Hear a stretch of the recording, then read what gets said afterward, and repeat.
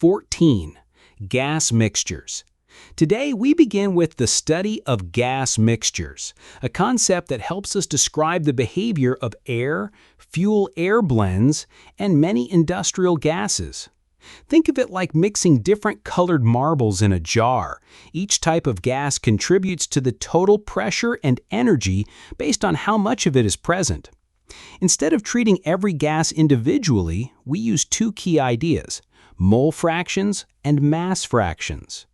Mole fraction tells us how many molecules of each gas are present relative to the total number of molecules, while mass fraction focuses on the weight contribution. By understanding gas mixtures, we simplify real-world problems, like calculating the oxygen content in air or the combustion process in engines. The goal is to treat complicated mixtures with simple, clear rules, making thermodynamics easier to apply in practical systems. 1. Learning outcome. Let's start by setting our learning goals for this topic. Whenever you approach a new chapter, it helps to clarify what you should be able to do by the end. For gas mixtures, we want to focus on practical skills you can apply to real systems. First, you'll learn how to determine the properties of gas mixtures when they don't react. This is a common situation in HVAC systems or combustion air preparation. Then, you'll get comfortable with the different ways to describe composition: mass fraction, mole fraction, and volume fraction. Each has a different use depending on the problem. Next, you'll apply the same principles to both ideal gases, where interactions are ignored, and real gases, where interactions can't be avoided. Finally, we'll explore two key laws: Dalton's law, which focuses on pressure, and Amagat's law, which focuses on volume. Together, they'll help you predict how mixtures behave under different conditions. This way, you'll leave the chapter with clear, usable knowledge, not just theory, but tools you can apply. 2. Composition of a gas mixture. Let's break down how we describe the composition of gas mixtures. Instead of treating every gas separately, we use simple ratios to represent their share in the mixture. First is mass fraction. Think of it like asking, what percentage of the total weight comes from this gas? That's the mass fraction, easy to understand and useful when dealing with mass-based processes. Next is mole fraction, which asks, what percentage of the total number of molecules belongs to this gas? This is super helpful because chemical reactions happen on a molecular level.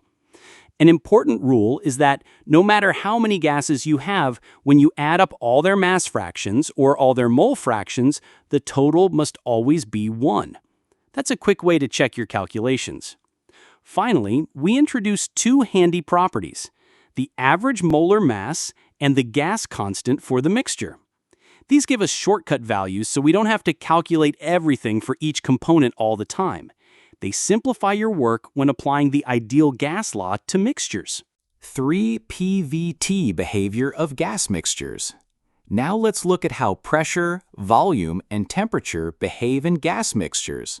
For ideal gases, we use two simple rules that make your life easier. First is Dalton's law. It says that the total pressure of a gas mixture is just the sum of the pressures each gas would have if it alone occupied the container. Think of it like several people pushing against the same wall. The total push is just the sum of each individual push. Then comes Amagat's law. This focuses on volumes. It tells us the total volume of the mixture is the sum of the volumes each gas would occupy if it alone were at the same pressure and temperature. Imagine each gas needs its own room. Put the rooms together and you get the total volume. To make calculations quick, we use partial pressures and partial volumes. You'll often see terms like VIPM and VIVM in equations. These just help split the overall pressure and volume among the gases based on their proportion in the mixture. 4. PVT behavior of gas mixtures. Now we shift to real gases, where things get more complicated. Real gases don't behave perfectly like ideal gases, especially at high pressures and low temperatures. That's why we use the compressibility factor, Z, to fix the ideal gas law. By calculating a weighted average Z value for the mixture, we can correct for real-world behavior.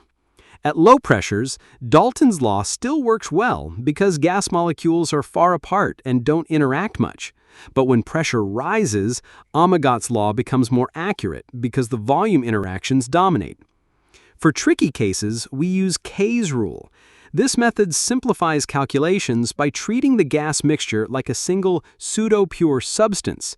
It uses weighted averages of critical properties like pressure and temperature. This way, we can still use simple charts and formulas while capturing real gas behavior more accurately. 5. Properties of gas mixtures. Let's now look at how to calculate properties for gas mixtures. We'll use two main strategies, summing and averaging. First, for extensive properties like internal energy, U, enthalpy, H, and entropy, S, you simply add them up, just like adding the weight of each ingredient in a recipe. Every component contributes based on its mass. For intensive properties, which are properties per unit mass or mole, like specific energy or specific entropy, we use weighted averages. You multiply each property by its mass or mole fraction, then sum it, similar to calculating the average grade in a class weighted by credit hours.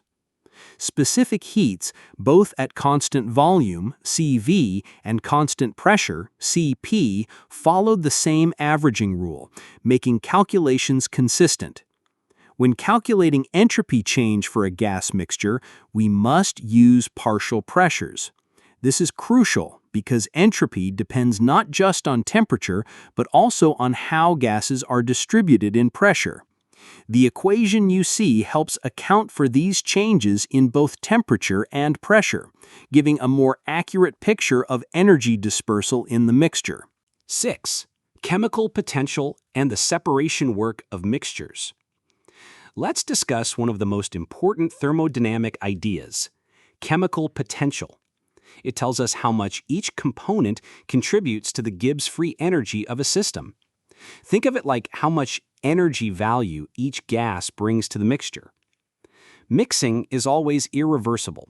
That means if you want to separate a mixture back into pure components, you need to do work. It doesn't happen by itself. The minimum work required for complete separation is calculated using Gibbs free energy principles, and it depends on how mixed the system is.